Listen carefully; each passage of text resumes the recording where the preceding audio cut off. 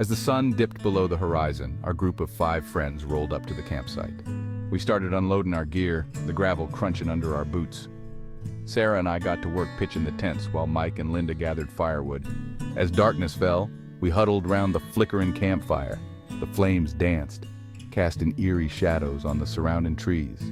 Jimmy pulled out his old portable radio, figuring we might catch some tunes or maybe a weather report. He fiddled with the dial, trying to find a clear signal. Little did we know, that radio was about to change the course of our evening in ways we couldn't have imagined.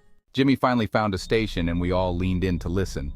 We interrupt this program for an important announcement. Authorities are searching for a dangerous escapee from the Pinewood Asylum, located just outside of town.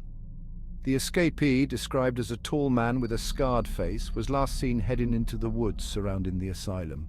Residents and campers in the area are advised to stay alert and report any suspicious activity to the local authorities immediately. We all sat there, frozen in disbelief. Did someone set this up as a joke? If so, it's not funny. The woods around us suddenly seemed darker, more menacing. Driving those winding forest roads at night might be more dangerous than staying put, not to mention the old rickety bridge we'd have to cross in the dark to leave. As the night wore on, our initial shock gave way to a creeping anxiety that settled in our bones. Maybe we should take turns keeping watch through the night.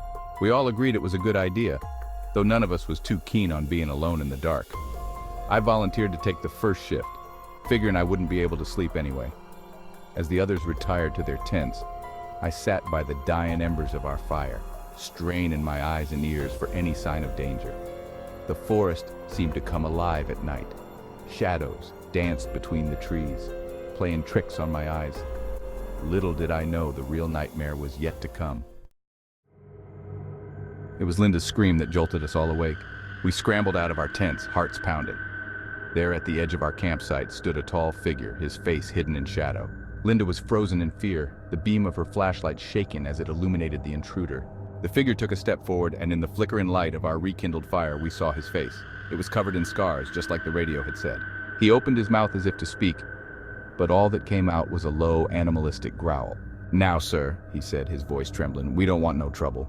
But trouble was exactly what we got. The escapee lunged forward, knocking over our cooler and sending food and drinks flying. We scattered, each of us running in different directions. I ran blindly through the trees, branches whipping at my face. Just when we thought all hope was lost, we heard a new sound, the howl of a wolf close by. The escapee's footsteps stopped abruptly. Then, to our amazement, we heard him running away, his heavy breathing fading into the distance. We stood there, hardly daring to breathe, listening as the sounds of his retreat grew fainter and fainter.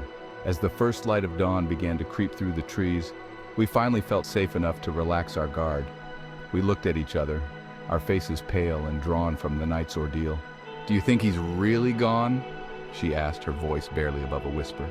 We spent the rest of that morning packing up our camp in record time. As we loaded our gear into the cars, we couldn't shake the feeling that we was still being watched. The forest seemed different, holding secrets we'd rather not have known. That was 10 years ago as of today. They never did find that old escapee, or the wolf for that matter. Rumor has it he's holed up somewhere in these woods.